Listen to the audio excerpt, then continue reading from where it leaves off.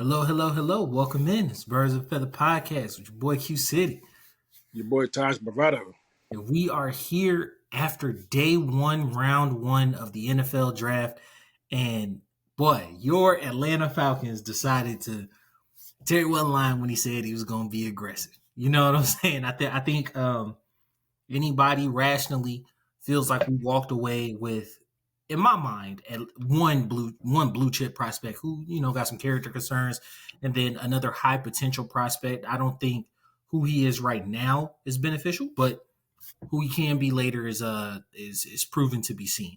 Uh, I'll I'll open it with I think the pacing of this draft was really, really good. You could see that it was a made for TV product. And obviously we're not there this year.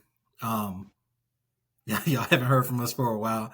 And I had a new addition to the family, and that took a lot of my time. So we're back. We're gonna be covering the draft. But I would say it feels much more like a TV product, not being there. I would want to resume next year, going again. Definitely do a lot from the draft, but like the pacing of it was really good. There weren't a lot of surprises early outside of that big trade up to two. It wasn't a lot of surprises. And then I think the only noteworthy thing, non-Falcons related, is the fact that like Shedeur fell out the first round. But what was your overall thoughts on the first round, Taj?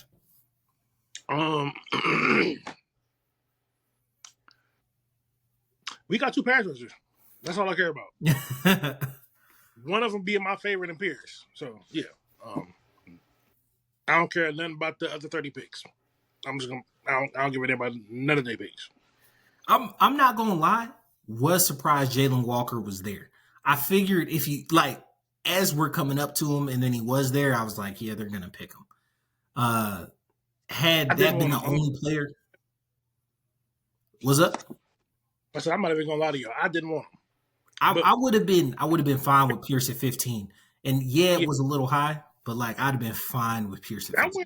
Because the thing is before the season started, Pierce is like being mocked number one overall. Yeah. Pierce, the talent is undeniable.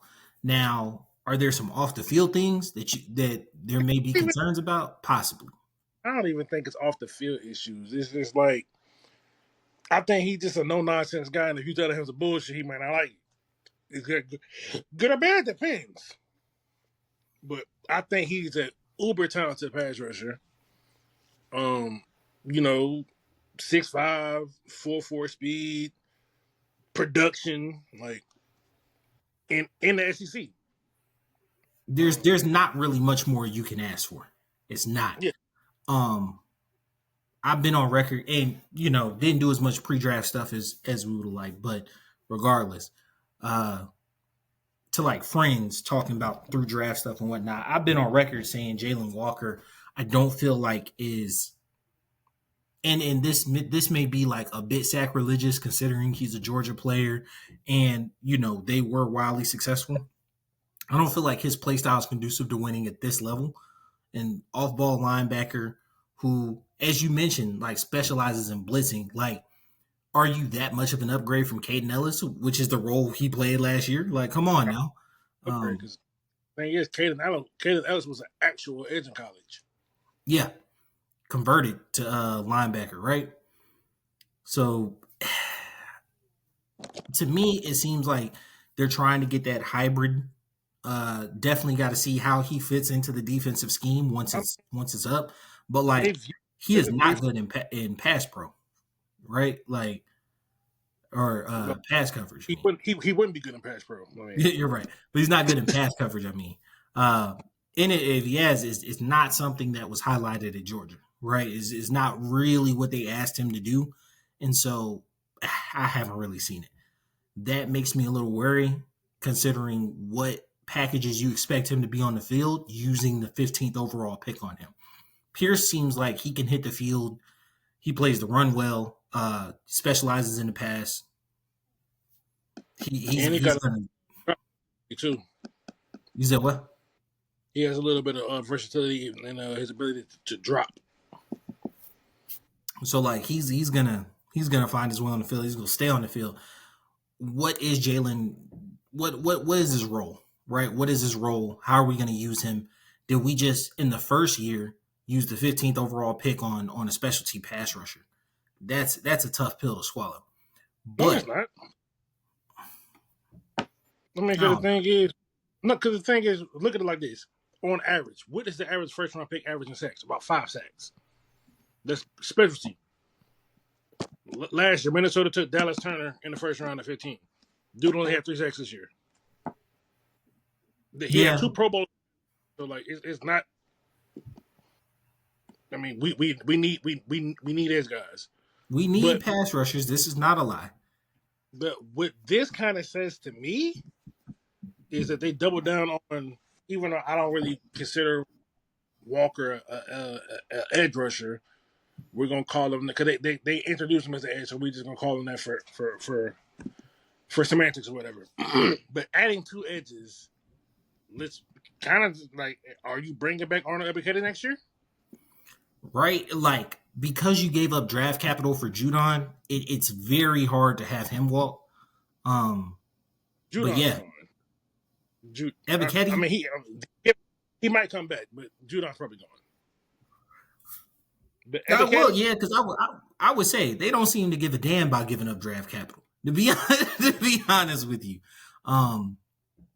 Judon's production wasn't super high last year, but you gave up a third for him. It seems as though the best look would be to re-sign him. No one, fuck that. The good business is understand when you took a loss. You take a loss, eat that loss, and move the fuck on. Don't double down on it. Ebiketie. Yeah. What does this say about? Are we taking somebody like? To me, Zach Harrison really profiles as a really strong run stopping edge. Based upon the defense that we're playing, are you thinking about sliding him inside? Or we don't know what this is. You feel what I'm saying? So like, I'm trying to make sense of it with the picks that we have, because Pierce lines up on the outside. That's just you. I'm telling you, that just means Ebiketie out of here next year, because he got to get signed. This is contract year. Which is crazy, because he's been the most productive over the past 2 years, outside of Caden Ellis. You know what I'm saying? He has a career out of 6 sacks. Yeah. Yeah, that's true. It's not like you're, giving up a 13, 14. Yeah, like 6 sacks. He hit his streaks, but he's probably gonna set himself up to make some money, maybe. But like we talked about on kind of the end of season report card, was the fact that like this defense has gone through several defensive coordinators. But the thing, you take 2 edge rushers in round 1 and you give your next first to get another one. I think it's going to be uber important to just have consistency on the defensive end of the ball going into next year. I'm saying I don't see them paying Ebiketie. Yeah, and I don't see it. Jimmy Lake is gone.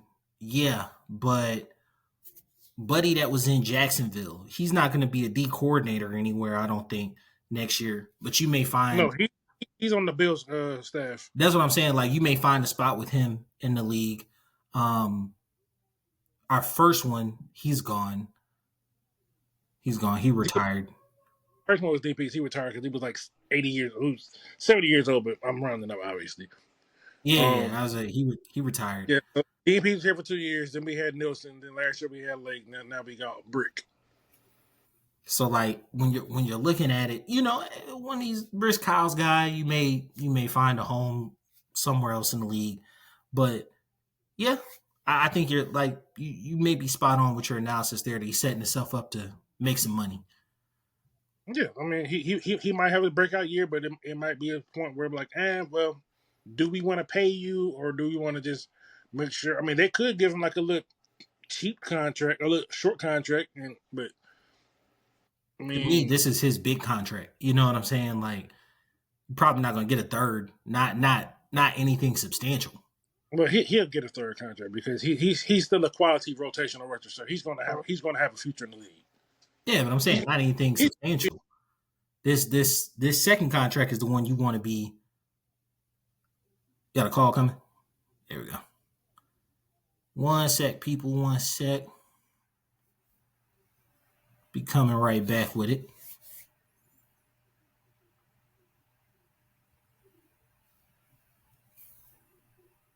If we had,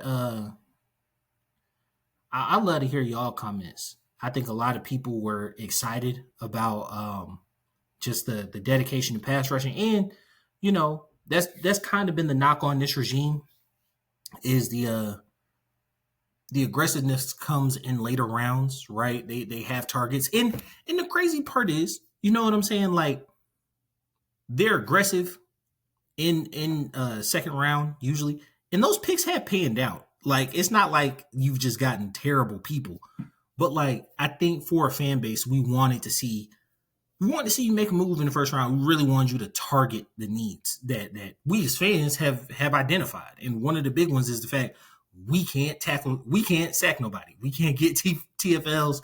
Like we do not control that line of scrimmage. I think that's important. Oh, what's up, Backman? What I was saying was that where was I going? I was just saying I think most people really enjoyed the aggression that the front office showed, especially in the first round. I mean, a lot of people probably don't.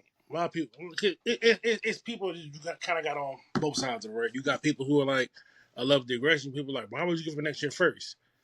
Honestly, I don't think the trade's that bad. No, to be honest, if you think Penix is who you think he is, you don't Like, think that's a you don't think that's Penix a top aside, 10 pick. but Penix aside, I don't think the value is that bad. Like, because basically what you did was you gave you this is how I'm choosing to break it down. You swapping this year first. You swapping the Rams this year first for our next year first. That's even, right? Then, in order to do that, you just take our second for this year and take their third, and then we just give them a little something extra, just a 7th round pick. But essentially, we traded back. You can look at it like this. You can look at it as we traded back into the third round, and then just added the first. Or you could look at it as we traded up and then we added the third. But it's like we didn't have a third, so the fact that we managed to add a first and still keep a day 2 pick is I'm happy with that. Yeah, and that was one of the things we had talked about was that like that second and third round, it was looking barren. You know what I'm saying? Like in terms of Like, we had a second, but it's like, hey, fuck it, you got what I believe is a top 10 talent in this draft. and now you gotta, like you said, you gotta pick in the second and the third. You've No, we don't got got a second, traded a second, but we got a third. we got a third. We We got got a third, and we can still probably add more because I could see the Steelers is looking like a more and more likely landing spot for Kirk. yeah. Something that you brought up was like a 5 for Kirk. What you thinking about that one? Hey, shit. We could work the contract out. Like we could just pay 10 mil, take Kirkland, and then be on your way. Just give it the fifth. Like, We've already started re-signing. We've already started signing quarterbacks, right? yeah, we signed Easton Stick because I feel like the move is coming either to we might wake up to the trade tomorrow. And if that's in the works, it makes sense not to, it makes sense not to pull the trigger on a quarterback because like it seems as though Cam Ward, the Titans were vindicated on, just like they had it in them that they need a quarterback and they, were in love with them.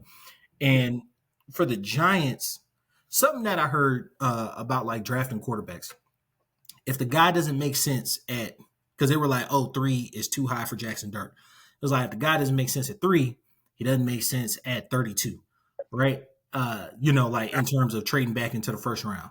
And for me, I was like, I don't necessarily subscribe to that notion. I don't. But I do understand. I understand the premise behind it, which is don't pick a guy you're not absolutely in love with. And I think that's what it's like this, right? I understand the whole what they're saying, but it's like this: you're not gonna go into the dollar store and pay designer prices. Nah. You're gonna pay. You're gonna pay what the value is, right? Always. And to be completely real, the Giants made that mistake before picking Daniel Jones at 8. Yeah, I think Dart. Even though you don't like Dart is apparently your Bo Nix, but I'm on the other side of it this time because I actually like Dart. I think it was a great pick for them.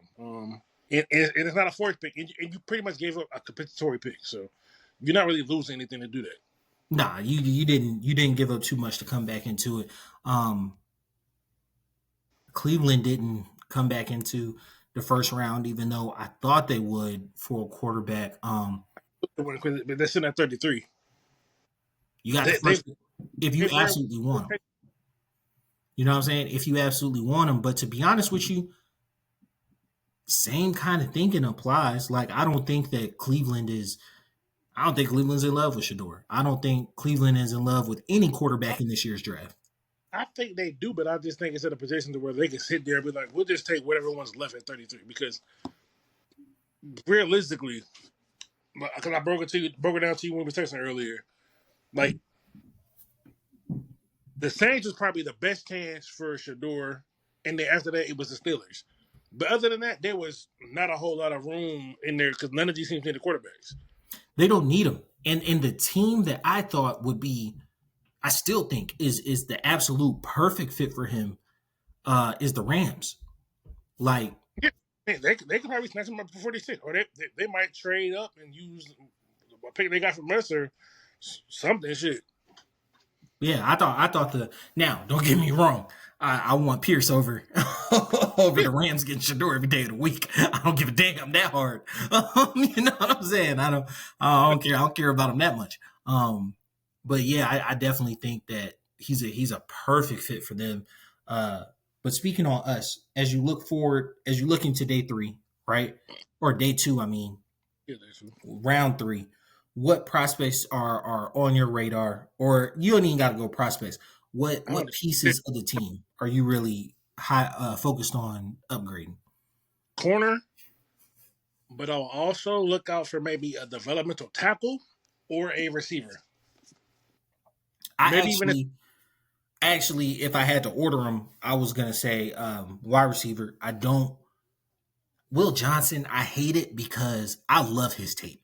I like the time I sat down and watched him.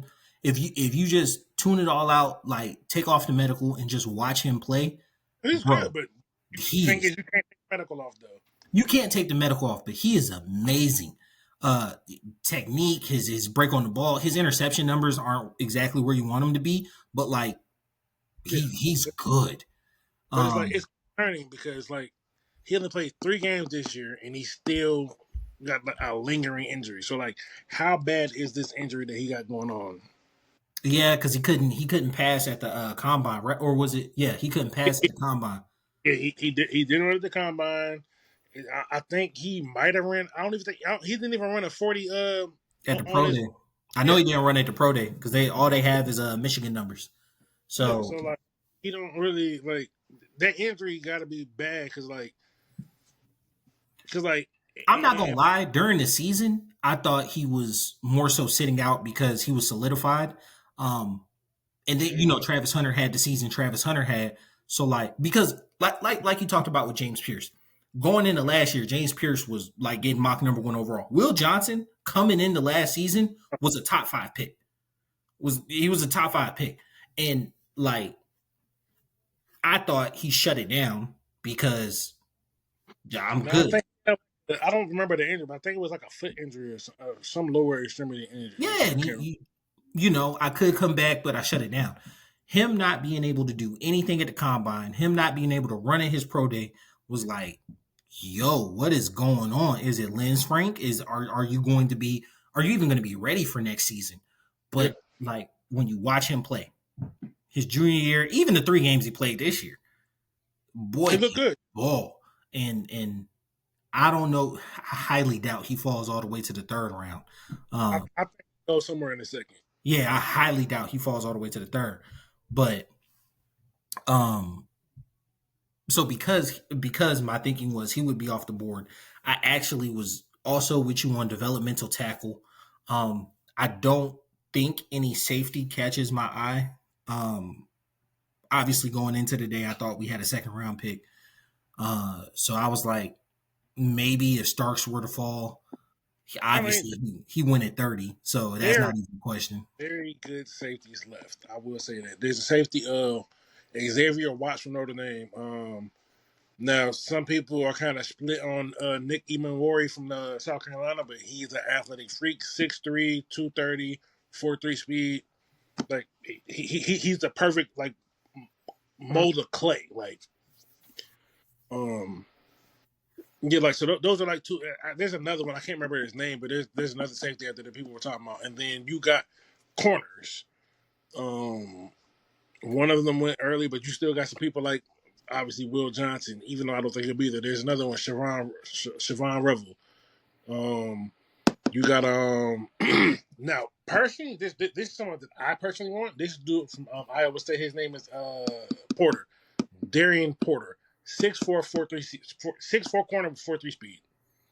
Give me him, even if only for Madden purposes. Give me him.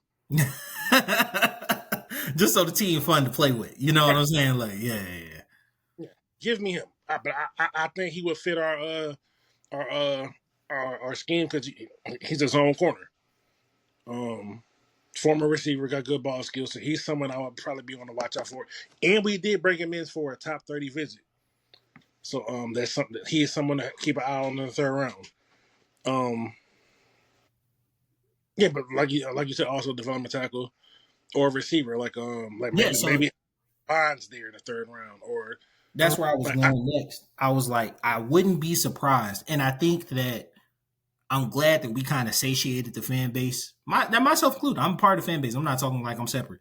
I'm glad we kind of satiated the fan base in terms of getting the edge rushers, because I think if we do pick a wide receiver in round 3 without fully addressing the pass rush, a lot of people would view that type of way. But I think if you're actually looking at the roster in totality, you're looking at the salary cap, looking what's on the horizon, it makes sense to get a guy in there, especially if you're not sold on Casey Washington, or because I still think the upgrade over Ray Ray. Some people like Ray Ray, but like Ray Ray cool, but I don't want him as my third receiver. And it's not no slight at him or anything like that. I think he's cool. It's just I just think you can get maybe more.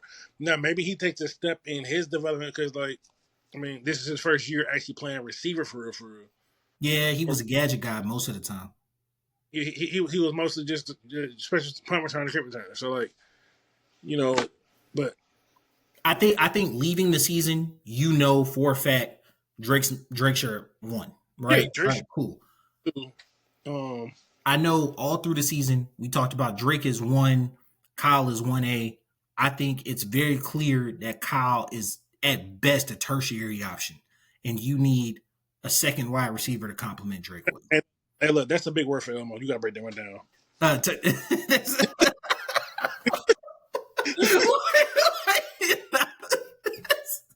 Stop. So Drake is your first option. Kyle at best would be your third option, right? Okay. And using that word over my head. You got primary, secondary, tertiary. Come on, man. I had never heard that word in my life before. You were speaking a whole different language. You read books. I know you. That word I don't know. And I know a lot of damn words. I know a lot of. My vocabulary is great, but that went over my head. All right. Anyway. At best, he'd be a third option, right? So it's kind of. The viewers don't know what the fuck that means. So at best, right? So this offense was flowing at its best when you had a secondary receiver, right? Outside threat, inside threat, doesn't matter. Drake actually excelled when we moved him into the slot last season. So like having an outside receiver, what does that look like? Like you said, he also ate when he was outside with Penix, though. He did, because Penix was able to give him the ball. I think Drake about to pop off next year. I absolutely believe it. He's got.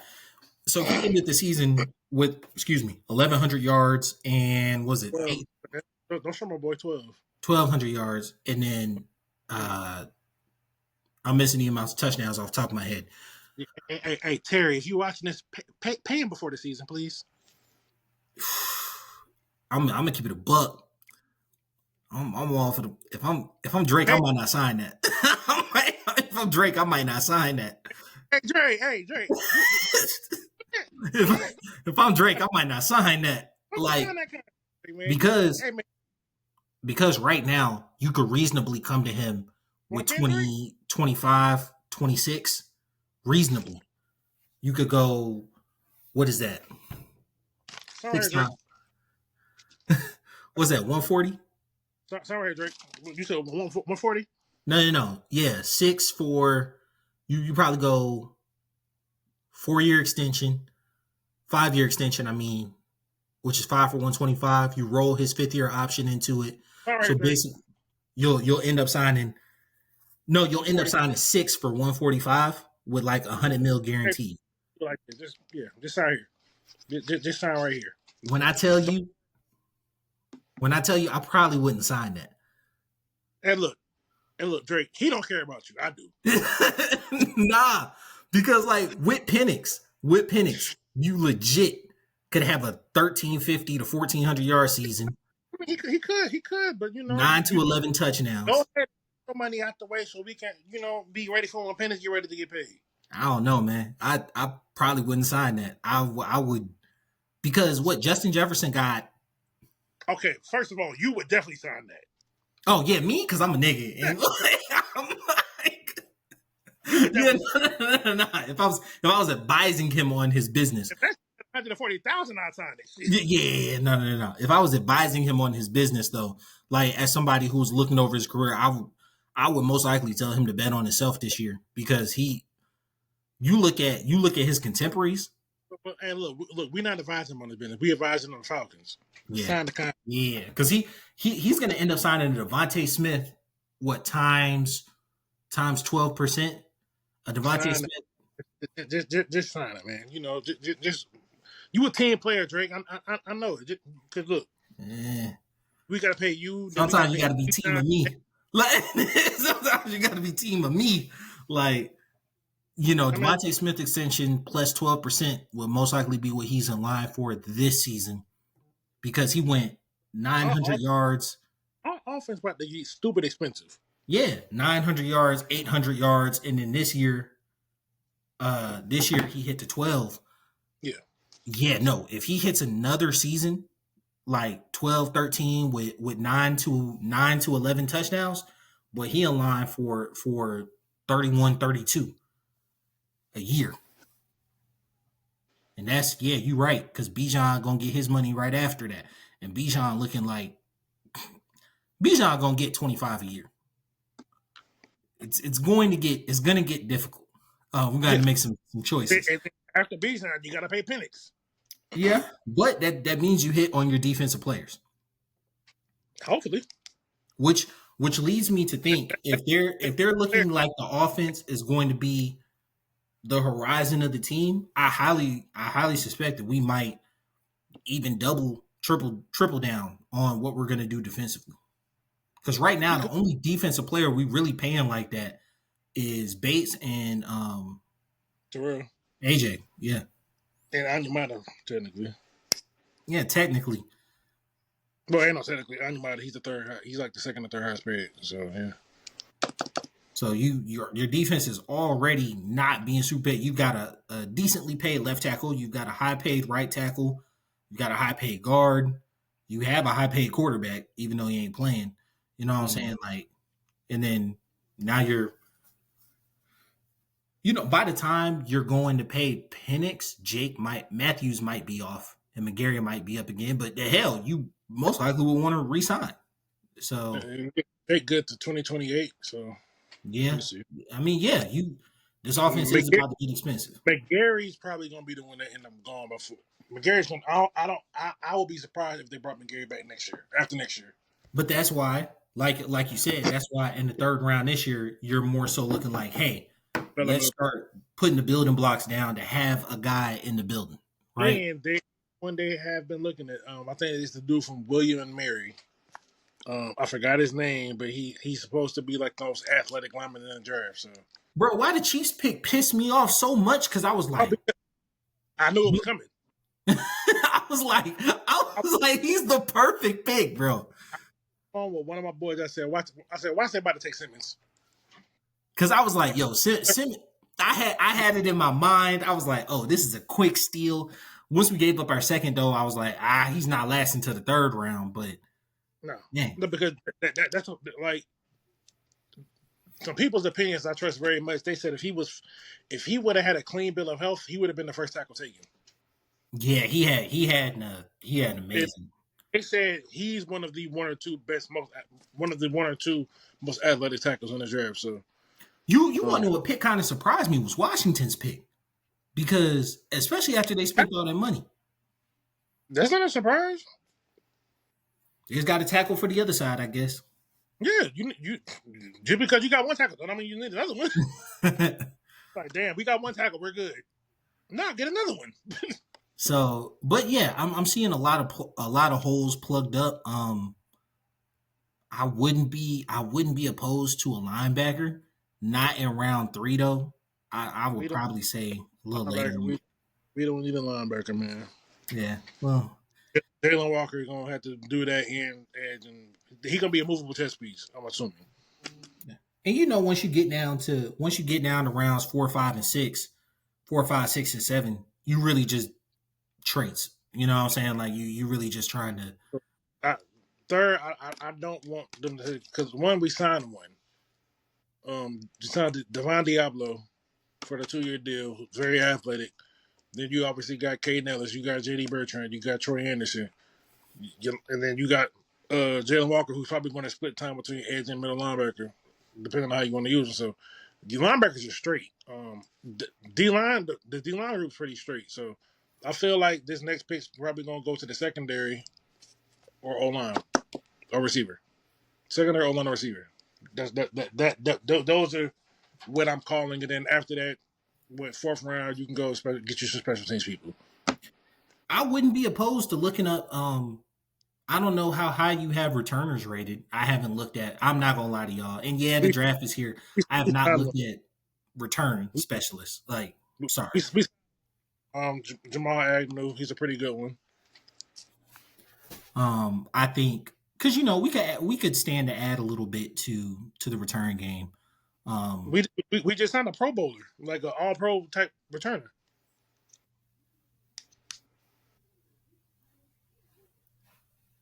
Did we? Yeah, Jamal Agnew. Dude is a legit bona fide returner. Yeah, you're right.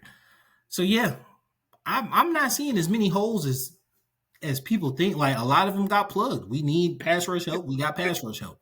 Oh, that's it. We're just young. Our defensive line is very young, and I like it. But I'm excited. I'm ready for tomorrow. I'm kind of scatterbrained right now, but I'm excited. And I feel like, did Memphis lose? No, Oklahoma City lost.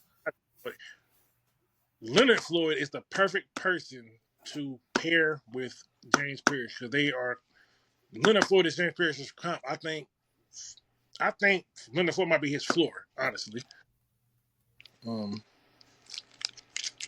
I really like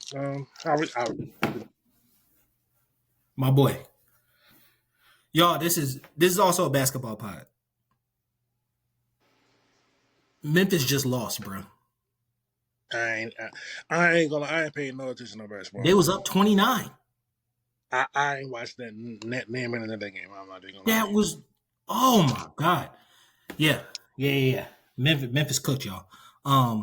I was trying to keep track of, just keep track of the playoffs while the draft was on, but the NFL they crushed the NBA, bro. And it's sad that the draft goes on at the same time as the playoffs. I'm not gonna lie to you. If I'm the NBA, you can't punt on the whole weekend. But like, it made sense that you kept the Lakers off tonight. You know what I'm saying? Because that skip a day, play a day, the Lakers should have played tonight. you got them on tomorrow. That it makes sense because you're not competing with round 1 of the draft, bro. I mean, it depends on your sport. Some people prefer basketball. Some people don't like football. It just depends. I don't like basketball like that. I'll watch. I'm a football guy. Football's always going to be in the driver's seat. Yeah, I get it. And for me, I'm not gonna lie to y'all. Once the Hawks just fumbled that playing game, it became very hard for me. But I try to watch the playoffs. All right, so we'll do a recap tomorrow.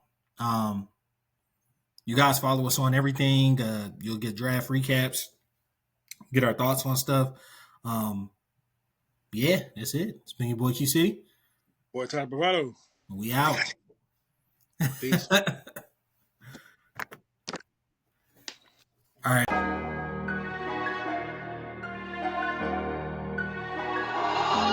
mama, Mo's made a beat again.